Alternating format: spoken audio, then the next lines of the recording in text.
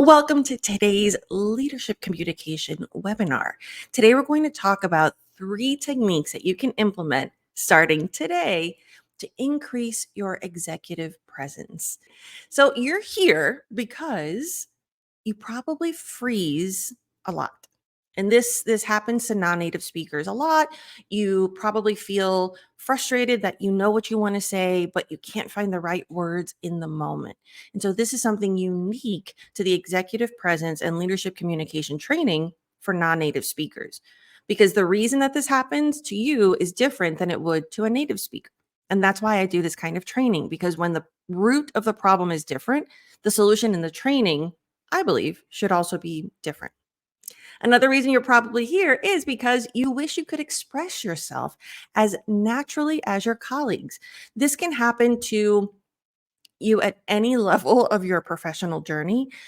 There's always going to be someone with better English than you, whether it's because you work with native speakers or maybe non-native speakers who've had different, better, more training than you in terms of English communication. And that can be really disappointing, especially because if you follow me, if you're here, you're probably a high achiever, you're probably a perfectionist. And so to constantly be reminded that you could or should be better can be very disappointing and demoralizing for your type of personality. But that's something that's really important in terms of the training that you receive, because to increase your executive presence and improve your leadership communication, you have to address these mindset blocks, these mindset issues, and find a way to have a more productive mindset in order to see the improvement that you need. Now, another reason that you're probably here is because you want people to understand you clearly. This is a struggle that non-native speakers face. Unfortunately, your heart's in the right place. You want to be understood clearly.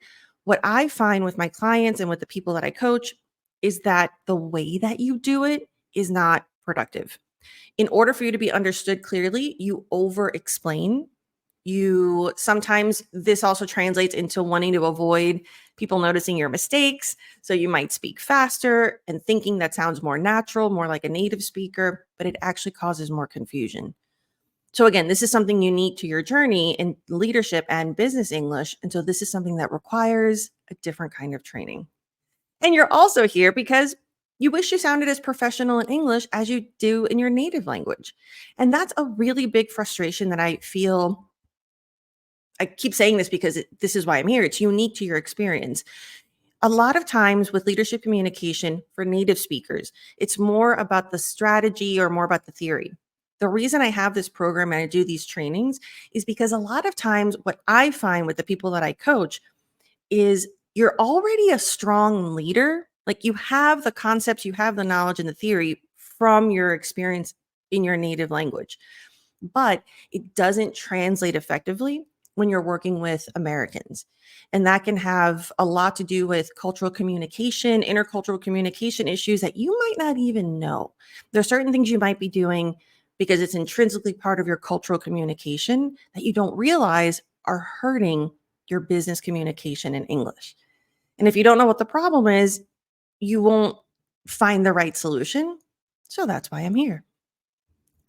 Now, a really good thing, hopefully, this makes you feel a little relief, is that you're not alone. I have worked with leaders and directors and executives at some of the top companies in the world. These are just a few that I'm putting up on the screen. And they are experiencing what we're going to talk about today. The issues that you are going through, I don't want you to feel it can be very isolating when you feel like, am I the only one who's going through this? Everybody else is better than me. But I really want to show you that I've been doing this for almost 20 years. I work with some of the best companies in the world, some of the most brilliant minds in the world, in my opinion, and they're having the same insecurities that you're dealing with. So not only is there a solution, not only will there be a way out and up, but other people have gone through this and it's going to be okay. So hopefully this brings a little bit of relief. I know I find relief when I realize, oh, if other people have gone through it, then other people have found a solution. So it's going to be okay. Now, executive presence, what does that mean? So if you're here, you already know what it means because that's why you want to get these skills. But executive presence for you as a non-native speaker, I find has an extra layer. And it really is, I equate it to leadership communication because a lot of it has to do with your relationship to language. And so for me, the way I break down my program is in these three sections. So executive presence has to do with speaking with confidence. And confidence is a big thing for you as a non native speaker because there are so many layers of the insecurity there. Communicating with clarity. This has to do a lot with what we talked about earlier. Well, how much is your culture affecting your communication? How much is your insecurity negatively impacting your communication? And connecting with authenticity. This is something that is really important because as non-native speakers, I find that people don't connect with people as much because there's a fear. There's also that doubt, like, what do I talk about? I know how to talk about work. I don't know how to talk about other things. There could be insecurities of you don't know the pop culture. You don't know the local interests. And so you feel a little bit left out and you avoid opportunities to connect. Not only is this isolating, but it's awful for your networking and for the growth of your impact and influence. So, this is something I want to absolutely empower you to feel more confident to do. And one of the three techniques is about small talk today. So, with this in mind, I created this program, the Leadership Communication Accelerator. It's a 3-month program that's intensive and it's very much designed for you as a non native speaker. And this is what we're going to go through today. You're going to get techniques. They're going to help you start communicating more efficiently, effectively, clearly from this moment, as well as getting insight on how you can join this program and take it to the next level. Now, the first thing we're going to talk about, the first technique will relate to confidence. So, this is going to help boost your confidence and your fluency. The reason I have this quote first is because when you hear what the first thing is, it's going to sound obvious. However, I promise you, you're not doing it correctly. And the impact this has on your fluency and your confidence is huge. So, this is someone who went through my program. And because of this first tip that I'm going to share with you, it really helped her break through and speak up more confidently in meetings. And this person was very much in the position of being with other brilliant minds and in high pressure situations, things that it's not just talking, speaking up in meetings, it's speaking up and getting funding. It's speaking up and making a difference. So when she didn't, it really impacted her ability to do her job to the fullest. And so by implementing this first strategy, she was able to feel more confident in speaking up. Also, a thing that happens with non-native speakers is sometimes you speak too quickly. As I mentioned before, you do it either out of nervous, anxious energy, or you might do it because you think people won't notice your mistakes. This technique is going to help you slow down in a way that helps you speak more naturally and gather your thoughts and express yourself more clearly. And that technique is breathing. I told you it's going to sound obvious, but I promise you're not doing it the way you should. And it's impacting everything in your communication. So, the thing about breathing is the way that I train it and the way I want you to perceive it and really train it for yourself today, it's about being strategic. So, when you're told don't speak so quickly in English, like again, these are theories that you probably already know. The difference with training is that it's actionable. So, how do you stop speaking so quickly? So, when I mean strategic breathing for this solution, what you want to do is you want to not inhale, exhale. The trick is to inhale, just a tiny inhale, and then speak. And you want to do that either before every sentence or you want to do that before every thought, depending on how you're processing. And this makes a huge difference. In addition to helping you feel calm and really regulating the speed, it also helps your intonation feel more natural. And as you get deeper into the training, there are other moments where you learn where to have that strategic inhale, and that's going to help you really refine your American intonation and rhythm. But for today, at least try doing that little inhale. So, for example, instead of saying, "How are you today?" just inhale. "How are you today?" Try that before every time you speak, and you'll start. You want to do it consciously so you can do it without thinking later on. Now, another thing you probably get told, and I say this all the time, is don't answer right away. A lot of times I find that even at the highest positions, there's a part of you as a non native speaker that is trying to prove that you're good enough, that your English is good enough. Even though you already got the job, you're already in that position. There's always a little bit of insecurity of, is my English good enough? Could I be replaced with someone who's a native speaker or speaks better English? And I find that the result is you try to respond faster. And whether it's trying to prove yourself that you're a solution or that you can answer it faster, or from a language perspective, it's not effective. It actually makes you sound and seem more insecure. So, what you want to do is, again, strategic breathing. Breathe. It could be just an inhale. In this case, you can inhale, exhale, but I actually recommend inhale and then say well, or use a filler that sounds more professional. You don't want to say but I find well is a good one. So, for example, if someone says, what should we focus on next quarter? Instead of immediately replying, we need to focus on production. You're a leader. People are listening to you. You want to be trusted. And in order to be trusted and taken seriously, how you respond is a big deal. So instead, if someone asks, what are we going to focus on next quarter? Well, I believe that focusing on production would be best. It's a tiny change, but it buys you more time to gather your thoughts. It helps your heart relax a little bit, and it makes your answer seem more confident, because it is confident because you know what you're talking about, but your language insecurities are hurting the way that you speak, and that makes people doubt your expertise. People aren't doubting your English. That's the problem and why I do this kind of training, because what you're doing is making people doubt your knowledge and expertise. And that's the thing you are probably the most secure about. Next would be don't slouch. Slouching is when you have bad posture.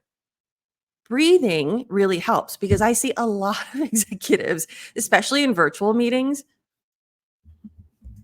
they're down here.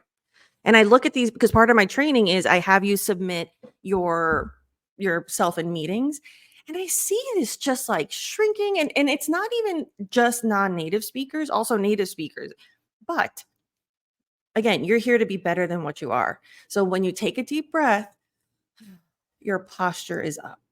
I always have an extra pillow behind me to help push myself down here so that I don't fall into that comfort position. And I'm always taking up space because I know that that helps exude confidence and helps you appreciate my knowledge and take me more seriously. So, the solution to body language is breathing. Another thing that I coach is I always do 3, 2, 1. It's this technique to calm down. And part of that is to breathe and bring your posture in this confident position. Because a lot of times, my goal is to help you look, feel, and sound more confident. But sometimes you won't feel confident. And in those moments, I still want you to look and sound confident. Whether you don't feel it because you're tired, you had a bad night, maybe you're extra nervous about your English, whatever the case is, there's always a workaround. Because as a leader, you can't afford to have an off day. And I want to make sure you have the tools to be there for your team and for your company. Another thing that you've probably been told is don't feel overwhelmed. You need to decrease your anxiety. Sure, great. Great advice, but how do you do this? And so, with strategic breathing, this is something that's going to help you decrease your anxiety. Again, one of the methods I teach is 3, 2, 1. So, I'll teach it to you now. You're going to massage your ears in 3 spots, kind of like rub and pull a little lightly for 2. So, that's 3. 2, you're going to go up 1, down 2, and 1 breath. I my people to do this before every meeting. When you wake up, you want to make it a habit. And I do it. I did it before this webinar because what it does is it helps your body get in the moment. That's what the ear thing is. Give you confident posture so you look confident and calm, even if you don't feel it. And so your heart rate. When your heart rate is more regulated, you feel less anxiety. So this is strategic breathing. And last but not least, don't plan in your head. As a non-native speaker, this is something that I find after you get out of the habit of translating. So once you finally stop translating in your head, the next step, I'll call it a bad habit that happens. I understand why you do it, and that's okay. But we don't want to keep doing it is you plan what you want to say in English in your head. So I'm so happy you stopped translating, But because now you've shifted to planning because you get nervous about the grammar or you want to sound, express yourself clearly, which is great. Unfortunately, if you're planning in your head, you're not listening actively. If you're not listening actively, your body language isn't reacting to the conversation or to the situation appropriately. And that can have you be perceived as disinterested or whatever the situation might be. Maybe you won't connect as well. And really, you're just trying really hard to be able to respond well. So what you do with this is you want to train breathing. The tip here is when other people's lips are moving, your lungs are breathing. Because you're thinking about the breathing, you're not planning in your head. And that eventually allows you to listen more actively. At this level, you have to trust yourself. Trust that you have enough English. You will be able to respond when you need it. So this is where the training, it sounds simple, but it takes a lot of practice. And that's what I'm here for, to push you. But you want to start with breathing. So that's the first thing I want you to do. So this week, in fact, today, don't even worry about implementing it. Like, watch this video again so you know those moments that I want you to do, but at least observe your breathing. I want you to observe and notice how often you don't breathe. Non-native speakers fall into the habit of holding their breath because, in a way, you do it so you can listen better. Unfortunately, when you hold your breath, your heart rate accelerates and your body starts feeling anxiety, whether it's because of the physiological depriving yourself of oxygen or because you actually feel anxious or both, then that's going to impact your fluency and your confidence. So just observe, when are you holding your breath? Are you not breathing when other people are talking to you? Do you stop breathing when you're listening to a podcast? Even notice when you're watching a show in English. How often do you stop breathing? So once you observe those moments, then you're able to fix that bad habit. Again, a big part of the training for you at this next level of English is identifying what are the problems, what are the root causes of that problem, and then how can we fix it most efficiently. So your first takeaway is observe your breathing. Now for the next one, this is a quote that I thought was really relevant from a podcast episode that said, simplifying it, especially in speaking, being able to say something in a simple way. This is what we talk about with the greatest communicators, is that they explain science or they explain technology in a very simple way. And this is wonderful. In this podcast episode, specifically, we were talking about those topics, or they were talking about those topics, but it really highlighted the American communication process. As Americans, we value being concise and being direct. Not so direct as other cultures. I don't want you to take it too far. There is a diplomatic approach to it, but in general, we appreciate the bottom line. And that's something that maybe maybe it's something you've become aware of, but you might not realize what you're doing and how that could be counterintuitive to what Americans are expecting. So the next tip is going to be about clarity. Now, this is something that's really important to know, that there's a difference in your training. For native speakers, they're also going to value confidence, clarity, and connection. But the reason I have this program specifically for non-native speakers is because with clarity, there are extra layers. Not only do you have to be more concise, but it's really important to figure out why you're not being concise right now. There are different reasons that happens, and we'll go over that right now. Also, pronunciation, intonation, rhythm.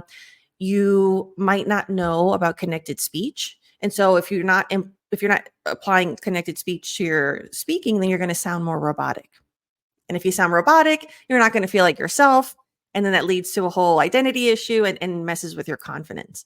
For pronunciation, that's part of this program as well. Now, it's not a full pronunciation training, but there are going to be moments where your pronunciation might be causing confusion. So what I do is I analyze high frequency words. We identify what words are important to you and your daily speech and your industry, and let's make sure that you're pronouncing those clearly.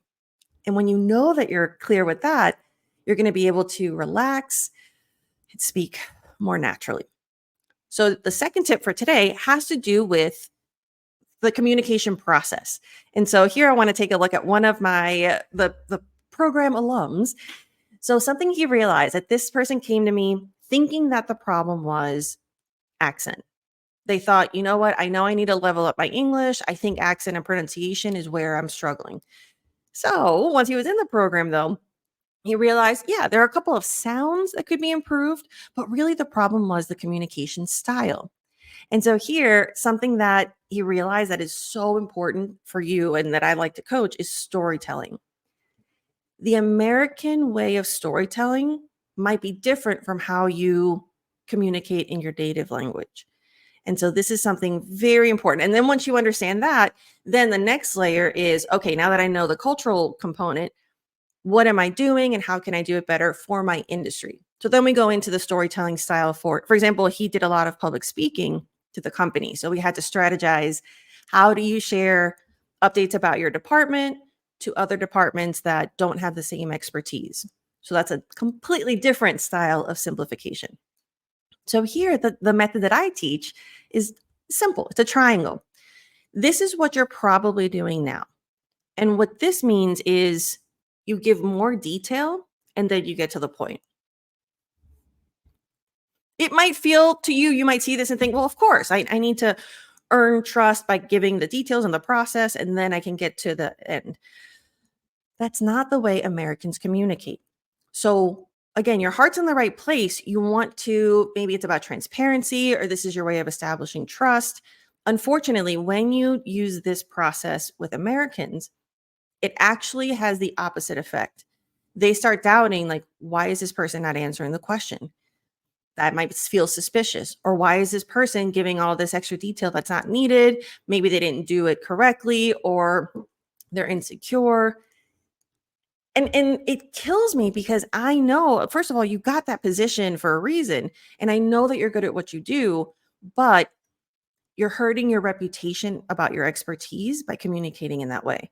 And I find, for example, Latin America communicates like this. I always tell my Latin American clients, I'm like, you take me on the journey and then we get to the destination. Unfortunately, that's not what we want in American English. And so the reason that you're doing this is because that's the cultural expectation. And there are other cultures, for example, I'm trying to think of other clients that do this. Um, French, Italian, you take it through a journey. Now, that's one of the reasons you might do that. The other reason, even if you're from a culture that doesn't value that style, I find non-native speakers will give more detail at first because they're trying to prove their English and they're trying to give enough context in case they're misunderstood. And again, unfortunately, you actually make people feel less confident about your expertise by doing this. So instead of increasing trust, you're decreasing it. So now that you know the two reasons, or maybe both, of why you're doing this, then we're going to flip it. So again, Americans value getting to the point.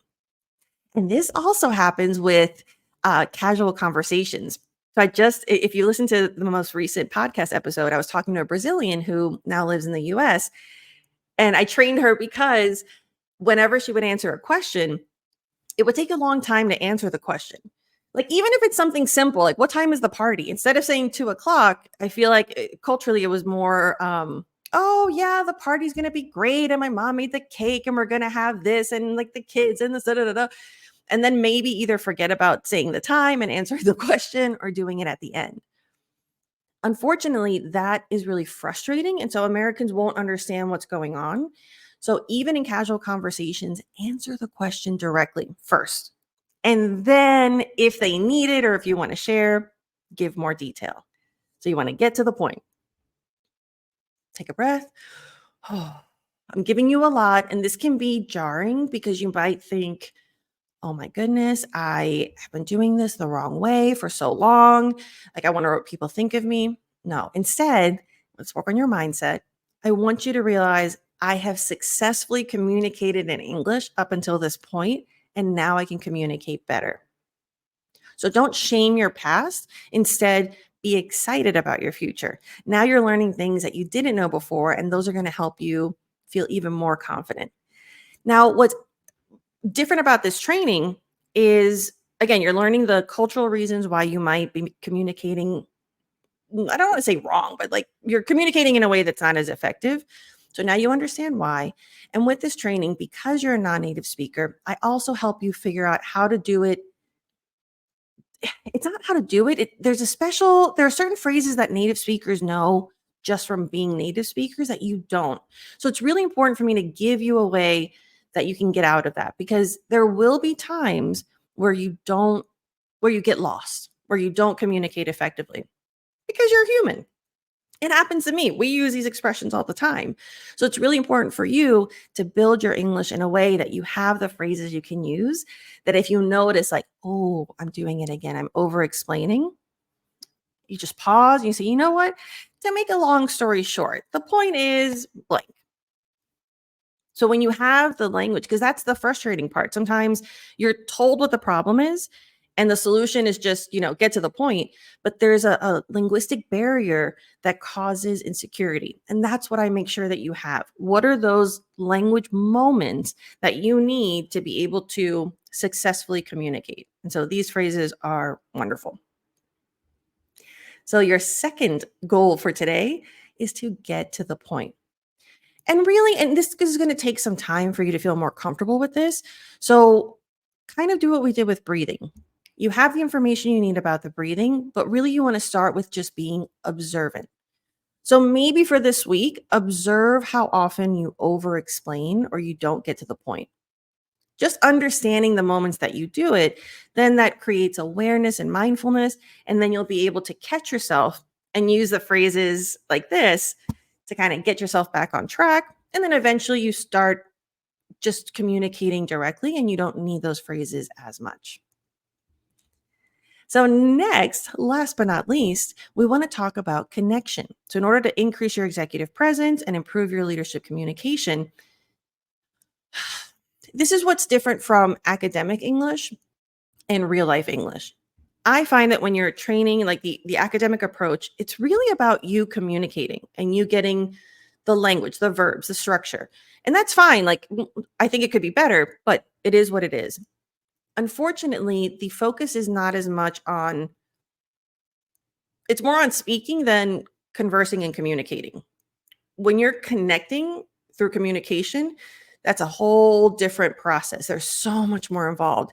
It's not just what am I going to say? It's what are they saying? How are they saying it? How do I want this conversation to move forward? And this can be really intimidating, because when you realize you don't have that skill and you're already in these positions, it's like, oh, should I know this by now? Because it seems simple, but it's not. And here I really want to stress, like, this is a quote from the BBC, just how beautiful it is that you know a language that is so global. English has become the default language for business. Whether you like that or not, again, it is what it is, but let's use it in an empowering way. If you're here, you're already advanced, you're already working in an English world. How cool is it that you have the language where your career is global? And if you're missing out on the connection, you're also missing out on growing your career, on growing your impact. So I want you to take this as a good thing of, oh, you're already a step ahead. You have that second, or in some case third or fourth language that allows you to have this amazing global opportunity. So here, and again, most people that come to me thinking I need to sound more like a native speaker. I need to pronounce things better. And like I said, pronunciation is important. Accent reduction, I prefer thinking of it as accent clarification for the purpose of communication. So it's more about where is it causing confusion. However, the once you realize that what you're missing is communication, it's so empowering.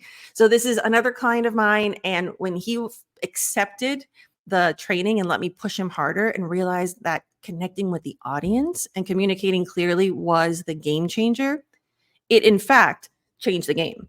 He became so much more confident. He was able to get his dream job at the dream company.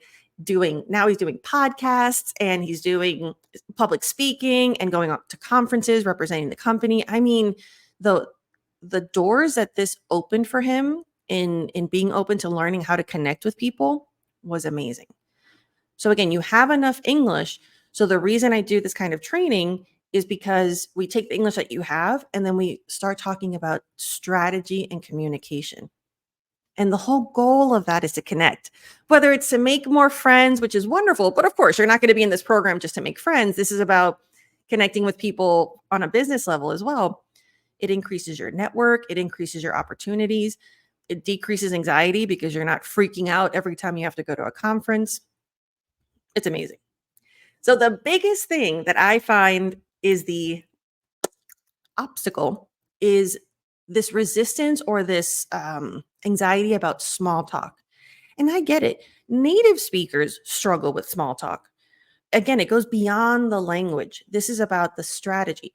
So today I'm going to give you some tips that are going to help you hopefully immediately be able to break through and have more confidence.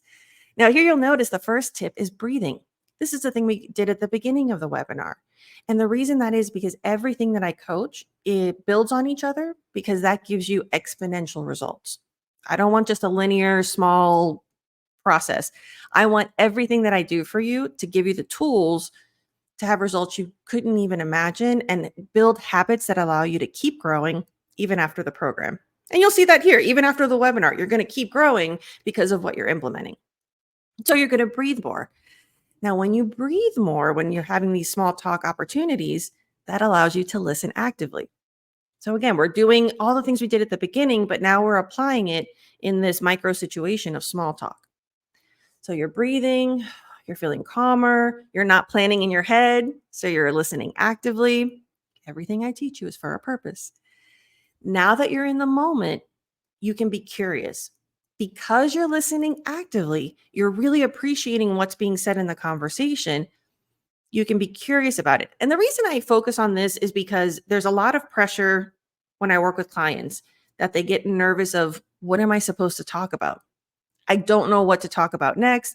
I don't know what's appropriate. I don't want to cross boundaries. And I love that consideration. So when you're curious, that means that you're asking questions about what they've already mentioned. And if someone already mentioned the topic, then to me that means they've put it out there and so it's appropriate. So this is why I recommend, don't ask people about their marital status, like are you married, are you not? Asking me if they have kids, do you have any children? Don't ask that because there are lots of reasons why I don't think that's an appropriate question. Like it's not horrible, but we're here to be better. So the reason I say don't, wait until they say something. If they say, this is where you're curious and you're listening. If they say, oh, I took my son to his baseball game last weekend, then that means that talking about or asking about their family is appropriate. Then you can say, oh, how old is your son? Do you have any other kids? So once they've made a topic safe and appropriate, then you can ask. But you won't pick up on those cues if you're nervous and you're not listening actively. So then you miss out on all that context. And what this does is it also allows you to not have the pressure of having to come up with the topics. You'll get there. There'll come a point where you'll be able to bring up topics. Until you get to that point, I want you to feel success.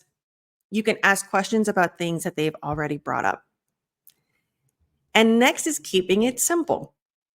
Something I just worked on with a client last week. She was working on being curious. However, so we got to the active listening, so exciting. That's a big breakthrough.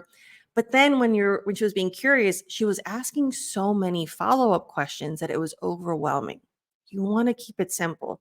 So if somebody said, I took my son to a baseball game, don't say like, oh, you have a son? How many kids do you have? Do they like baseball? Do they also like basketball?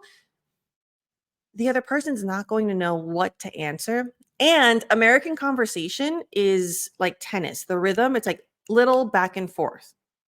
And so that can be different because again, like you want to examine your culture. Other cultures that's not the same conversational pattern, but that's something we go deeper in the program. So here you want to make sure if you do follow up with a question, keep it grammatically simple and keep it simple in terms of just do one question. Make it easy for them to respond and to be engaged. Now you have these steps. Another technique that I love coaching is just repeating the last few words. This is something that's typically coached when you're studying negotiation. But when I was studying it for that, I realized that this is the perfect technique for non-native speakers because you don't have to worry about the grammar. You just have to focus on listening actively. And when you do this with Americans, it's like our way of you're telling them that you're interested and that you want them to keep going. So it's a really nice way to help people feel that you're interested and you're connecting with them. And what this looks like, for example, even if we take the same context of you're at a conference and someone's talking about their child. Oh, I took my kid to a baseball game last weekend. Oh, a baseball game? All you have to do is repeat the part that interests you and do it with a question inflection. The person's going to hear that and think, oh, yeah, my son loves baseball and their favorite team is blah, blah, blah. It's such an easy linguistic way to engage in small talk, to make connections, and to keep the conversation going so you don't feel those awkward pauses, especially at the beginning when you first meet someone. You want it to feel natural. So this is just beautiful. So now you know everything that we did earlier in this webinar builds up and will also help you with small talk. Now, small talk is essential because especially I know people usually when I coach, they hate those moments of when you have a few minutes before a video call, for example. You're just awkwardly there with the client or with the team. You don't know what to say. If you use these strategies, if you engage, it is a game changer because if what that does is it establishes trust. What people sometimes don't realize, or maybe you realize it, but you don't appreciate it fully, a random conversation where you find out that someone, let's say, likes skiing, and then like you go on to the conference and whatnot. But then later on, you see this great article or thing on Instagram about a new ski resort in Colorado where they like to ski. Then you can text them and say, oh, I saw this new resort. Just wanted to send it because I thought it made me think of you. Those random connections are going to it's such a big deal in building trust. And when you have that, those are the people who you end up closing the deal. Those are the people who then end up giving you a promotion. At this level, opportunities are not given to the most qualified. It's not. We would like to think we live in a meritocracy, but the truth is people with connections get more opportunities. And so whether you like that truth or not, I like to coach it in a way where you feel the most authentic. How can you connect with people in a genuine way through genuine interests? So where there's an authentic connection and then that builds and you're able to, especially if you do this before a meeting or a presentation, because I also coach this for when I work with people who do pitches a lot. I'm like, use those 5-10 minutes before the meeting, have that small talk connection, because then you feel less pressure when you're presenting. You're presenting to someone you know better. And so you're more relaxed and you feel more empowered to make it a more interactive presentation instead of boring, just kind of one directional. And so that's going to increase the quality of your presentation. You're going to connect with them. They're going to give you more information that allows you to pitch to them. They trust you more. They like you more. So these are really important moments that allow you to increase your professionalism in an authentic way. Because really, and everything I do is about finding your voice. It's about who are you? I'm not going to coach you to be someone that you don't want to be. We find out what are your motivations? What does executive presence mean to you? What kind of personality do you want to make sure that you're exuding in English? Because when you're a non-native speaker, a lot of times you don't feel like yourself in English. Maybe you're more robotic or you're colder because of all these insecurities. So a big part of this is what kind of leader do you want to be? What kind of human do you want to be? And how do we use language to help you be that most effectively? So here you have your small talk tips, and all of those, they really translate to being in the moment. So that's your third takeaway. And if you look here, think about it. Breathing increases mindfulness.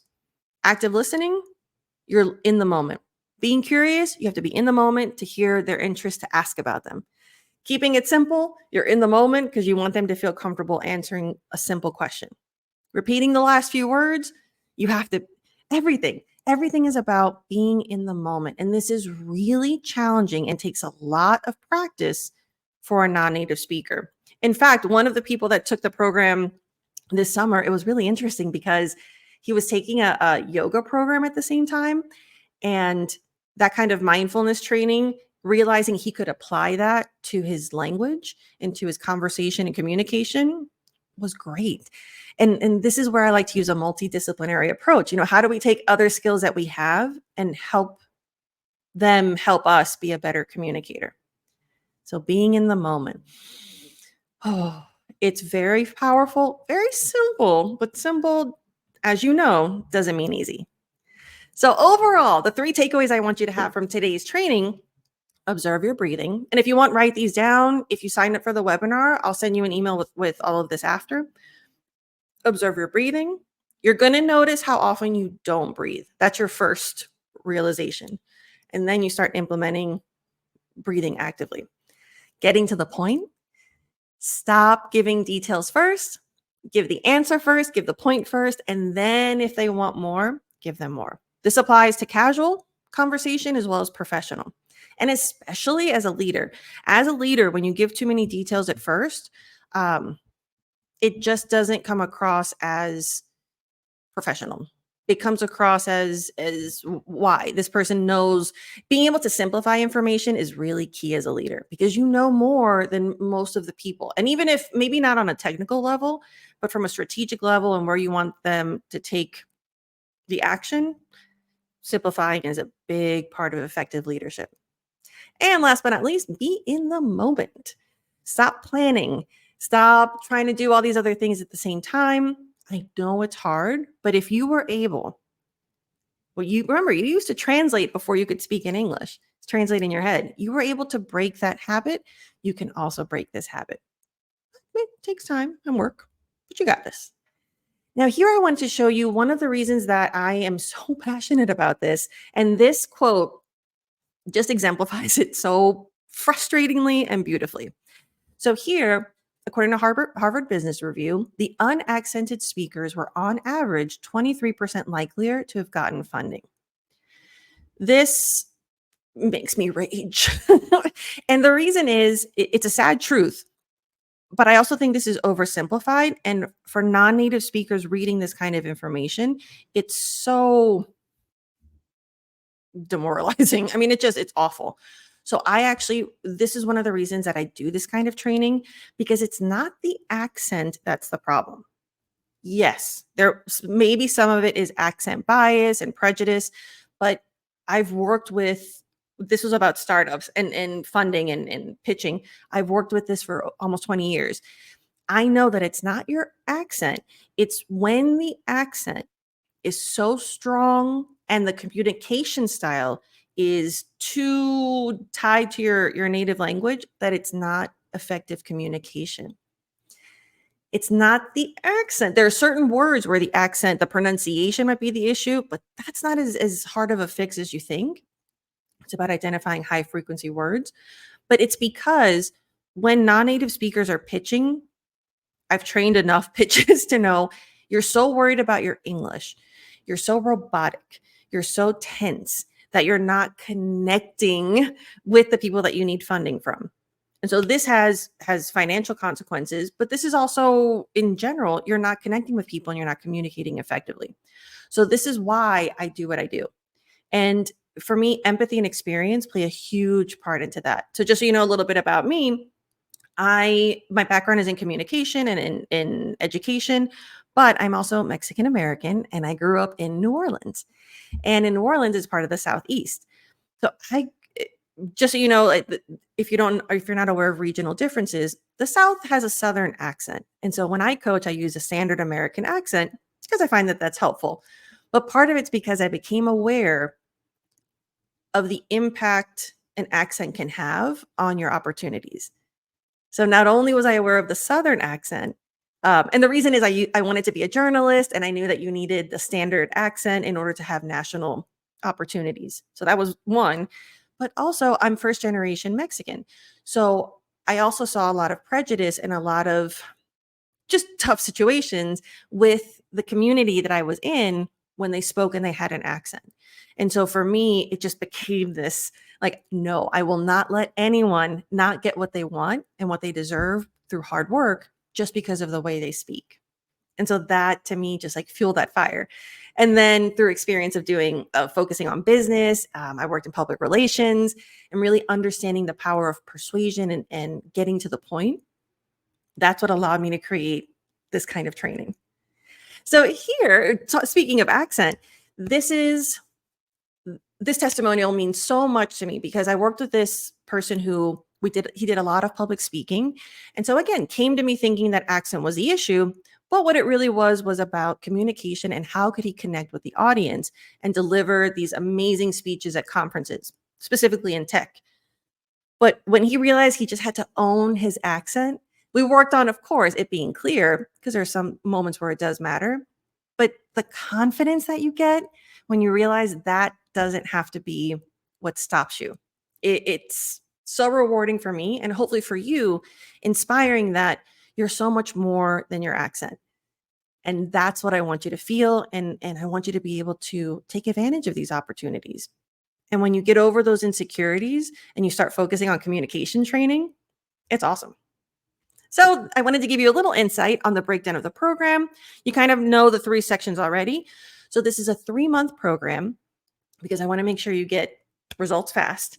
And the three sections that we focus on are building your executive presence, which really means understanding how to be confident in English, and then effective communication training. Now, we have some general topics, but really it's about you. Everything I do is bespoke, even though there's a group component to it, or if you choose a group program, there's also times when I coach you individually, and it's about what are you communicating. Some people are in the program because they want to be better presenters and do public speaking. Other people are in the program because they have to present to their team and they really need action being taken. So, whatever your reason is, there's always a moment where we make sure it's the communication you need, not general, not theory. And last but not least, building trust and increasing impact, because that's what connection is. A lot of people get resistant when we talk about networking or building network. But if you do it in a way that's true to you, if you build trust in a way that's authentic to your goals and your heart, then you're going to do it with so much more confidence. And so that's really important to me. And also how to not be afraid of opportunities. So many people are afraid of LinkedIn because they're afraid of the English, but I'm going to be there to push you and to show you how to do it correctly so you know that the quality of your work is good, but also authentically. And these are some of the components of the program. You're going to get bespoke coaching. Again, it's not just theory, it's about what you need. These are 3 intensive months. So I want to make sure that you get everything to make sure that you elevate your leadership communication. Accountability is a big part. I'm not going to let you sneak away and not do it. This is not just about getting money. This is about making sure you get results. So a big part of it is I will text you and I will say, okay, I need you to do this. Everything has like, there's a checklist, there's a program, there's a note document that you get where you fill in things when you watch the trainings. I go in there and I look at them and I see what you're writing and I help you extrapolate the value even more. And then on demand virtual resources, it's a lot of flexibility. There are certain things that we do at certain times, but other components of it are really there to fit your schedule. Maybe you have more time on the weekends. Maybe you prefer doing 20 minutes a day. We find the best way to fit your schedule. Professional feedback, this is what I'm there for. You're not just learning and doing, because then if you do it and you don't get feedback, you don't know if you're improving. Like you're probably improving a little bit, but you're not getting the most out of it. So everything that we do, I'm there to break it down, analyze it, and give you not only feedback, but also how to improve it. It's not just like you did this wrong. It's this is not as effective. This is how you can do it. This is how you train that. Curated learning experience. I'm taking 20 years of experience and putting it into really concise 3 months where I know you're going to get what you need. An accelerated growth plan, like I said before, everything I do builds on each other because I want exponential growth. So this is something that I also, when you leave the program, you leave with the skills and the habits and the resources to continue growing. Because in my opinion, I always say this, it's kind of morbid, but you don't stop growing, you don't stop improving your English. Like none of us stop improving until we die. So we're not going to rush towards the finish line. There's no like, I'm done studying English. No, you just evolve. So if you see it as an evolution, I find that that's a lot more productive. Now, the results that you're going to feel, oh, so good. I get so excited. With this program, you're going to feel more confident and assertive. And assertive is really important because you work in high pressure situations. If you remember the testimonial from the beginning where she was able to speak up in meetings, um, that's just one of the things she was able to do. I mean, the results that she's had have been amazing. Being able to speak to community leaders, to politicians, being able to really stand up for her program that she needs funding for, to be assertive. And if someone's being rude, I'll teach you how to deal with those moments, the language that you need, and how to maintain your professionalism. It's the confidence that you don't have to know everything, but you know you can deal with anything. It's amazing. The other result is to think faster and express yourself concisely. Through this program, it really is a lot about, like you saw today, right? It's about training how you process information so that you're more efficient. You're able to come up with what you want to say faster with less anxiety, less pressure, and then get to the point first, right? Like find the most effective way to communicate it. You're going to connect with people authentically. This is so rewarding because English is a global language, and yet you're limiting the amount of people that you're connecting with because of certain fears and insecurities, or maybe just a lack of skills. So now you're going to be able to go to conferences and not just attend them, you're going to make connections. This was fantastic. I had a client who just his company wanted to send them to the US and to Spain for conferences, but he just kept saying no because he knew it was all in English. And after our training, he said yes more, and which is the last thing here. And he started going to these conferences. And so we trained really hard on how do you connect with people naturally? How do you have these conversations? And now he's made friendships in his industry from all over the world. And that's led to just not only good business connections, but this is long term, right? You never know when you're going to need something or somebody else might. This is when maybe you're looking for a job one day or you're not getting the promotion that you want. Somebody else might have an opportunity for you. And now he looks forward to going to these conferences every year because he knows people and he's not afraid of meeting new people. So it's really just a game changer. And then you're also going to lead more effectively. When you don't have the language and you're over explaining, it can cause confusion, it can cause doubt in your expertise. You're not going to get the results you need for your company. So, this is going to help you also increase your leadership skills and saying yes. Think of how many times you say no. If someone says post more on LinkedIn, you're like, no. If someone says, I want you to be on a podcast, ooh, no. I want to interview you on a network. Mm-mm. I want you, you should go to this conference or you should present at this conference. And you're like, no, I'm too busy. All of these things that you're saying no to, you're going to have the confidence to say yes to. And this is something that I love also with the program is a lot of it's individual assignments so that if you know that you want to, for example, be on a podcast, I'll help you train that. I'll find the questions for you to train, have you practice, give you feedback. If you know you want to present at a conference, then you use the program and through those moments where I give you personal feedback, let's do your conference speech. Let's get that together, let's practice it, get feedback. So these are moments where you're going to learn a lot of leadership communication, but it's also going to tie into the goals that you have. And that makes it so much more valuable. Because as here you see this client who really felt that it wasn't just about English, it wasn't even just about communication. You're not here if you wanted just to have English, that would be a different program. You're here because this is about your life, right? This is your moneymaker. This is your profession. This is your business. This is what sustains you. This is what fuels you. And so to learn how to do business in the US or how to do business with Americans or using American English, it's a big deal. The impacts are so worth it. So when you're thinking about making that investment, you want to think about, oh, what does this yield?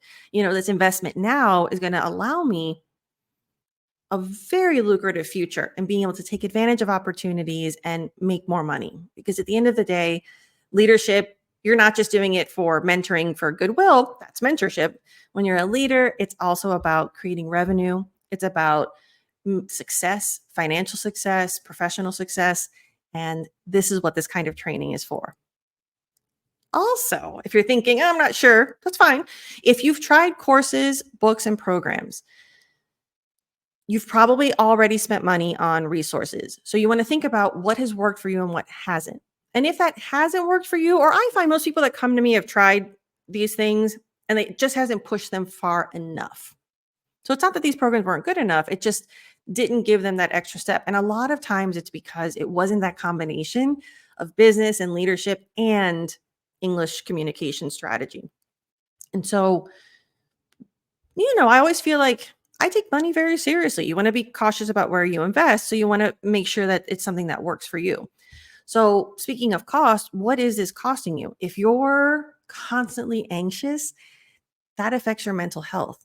If you're waking, I mean, I've worked with people who I remember I had a client who had just gotten a promotion from uh, being an executive in her native language, and then the company merged. And so now she had this C suite position for the global version of the company. And she had to present to the executive board in English.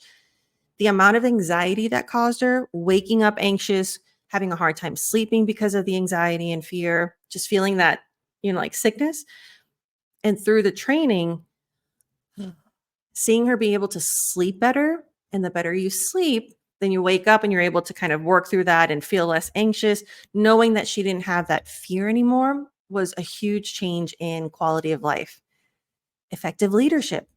What is this costing you? If you're not an effective leader, how many thousands or millions of dollars is that costing your company?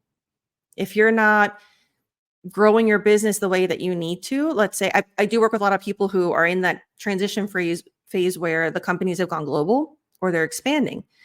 If you're in a leadership position and you're not being effective, you're costing your company millions. And that, again, you want to think about the investment versus the consequence of not doing it. And then career growth. Are you keeping your career small? Are you not getting the promotions that you want? Are you not open to other opportunities? Are you not being the voice in your field because your voice in English causes you fear? Are you avoiding going to conferences and presenting and really sharing your knowledge with the world and being that person that I believe you deserve to be, and sharing your knowledge because you're nervous? I'm here for that. Now, this is not a program for everyone. Not only that, but I don't take everyone. There is an application process. It's very selective. I try to keep this program small so that everybody gets really high quality attention. So this is not for you if you just want to learn and you don't want to implement solutions. And what I mean by that is a lot of people are really comfortable with just learning. You want theory, you want knowledge, you want memorization. This program is not that at all. It is all about action, getting you to speak. Like the assignments that I talk about, the submissions, they're not written. None of this is about how much you know. It's literally like record yourself giving your presentation and send it to me. Record yourself having this conversation, record your meeting. I want to see you in action so that I can help you speak better. So this is not for you if you just want more information. This is also not for you if you don't want personal, actionable feedback. Some people don't take feedback well. If you don't like being critiqued, if you don't like being told specifically what you're not doing effectively and how to do it better, then don't join, don't even apply. Because a big part of this, I'm very direct. I'm very, ask anybody who's worked with me. I'm going to hone in on what the weakness is and then give you feedback, strategy, practice, and we're going to work through it. That means a certain level of vulnerability and a certain level of being okay with me, with your ego being hurt a little bit. But the benefit is you'll become a better version of yourself. But again, that's not for everyone. If that's not the style that you like, this is not the program for you. And if you're too busy to do the work, I don't want you to apply for this program and get in and then not show up. I don't want you to apply, get in, and then not do the work, because if you don't get results, then there's no point. So it does take a certain amount of dedication. If you're too busy, then this is not the moment for you. When you're willing to make that time, and again, this is also a flexible program. We make it work with you. But if you're just not in that mindset yet, that's okay. Not for you. Now, this is for you if you're ready to look, feel, and sound confident in English. If you're frustrated, if you know you could be better, but you don't know how to be better, because at this point, you're already at a high level. So that can be frustrating, because when your English is good, if you go to English teachers, they'll tell you like, oh yeah, like your level is good enough, you're fine. That's where the communication coaching is different than English teaching. And so this is that next level. This is for you if you're ready to work smarter and not harder. And what I mean by that, something that's really serious, I'm going to make myself full screen. When you're in this 3-month program, for those 3 months, I don't want you to use any other resources. I had a client from the last cohort ask me, like, should I also like watch other YouTube videos? Should I watch your other videos? Should I do other, like all the other things that you have available? I said, no. For these 3 months, you're only going to use the videos that I give you. And even then, there's like a whole set of pronunciation videos. You're not going to do all of them. You're only going to do the ones that I think are good for you and beneficial. This is about working smarter, not harder. It's not about being overwhelmed with all the resources. It's very much do what I tell you when I tell you, and we're going to do this well. So if you're willing, because I find that a lot of people at this level are so used to, you're all overachievers. You're all doing so much that it can be hard to be told, do less and do it more intensely. But if you trust that process, if you trust these results that I've shared with you, it is a game changer. And this is also for you if you want results fast. This program could be a year, but I really want you to get the results and feel confident sooner. So this is 3 months. Every week you're going to feel better about yourself. Every week, like I said, everything builds on each other, on itself. So if you want that, if you're ready for that, and the reason I say that is some people, maybe they're more comfortable with longer results or they have a 5-year plan. But if you know, for example, if you start in November, if you're ready, like I want to end this year strong and I want to start 2025 ready for it, this is for you. Now, this is what the path looks like. So when you sign up, when you apply, if you make it into the program, if you're selected, we have a strategy session. We go through all the different pillars of the program, and the goal is to lead confidently in English. But the first step before you get to all this is to apply. So make sure that if you sign up for this webinar, I'm going to email you the link. You can go to my website. Make sure you get that application call because, again, it's a selection process. This is not a program for everyone. Not everyone makes it through. So I want to make sure that we get you in early so that you know if you're in or not. Remember, if you do nothing else, focus on the 3 takeaways. You're going to get this video again. If you signed up for it, I'm going to send you the replay. Watch it again. I find that the more I watch something, the more I'm able to ingest it and then apply it. This is not about memorizing or learning. This is about communicating, which involves you opening your mouth. So I want you to feel empowered to try these tips in the next conversations that you have. You're going to feel better. At first, it might be a little frustrating when you realize like, oh man, I really don't breathe enough. Or, why am I freezing so much? But awareness allows you to then pinpoint the moments where you're going to work on to improve. Thank you so much again. And make sure that you apply at tanyasuarez.com/leadership.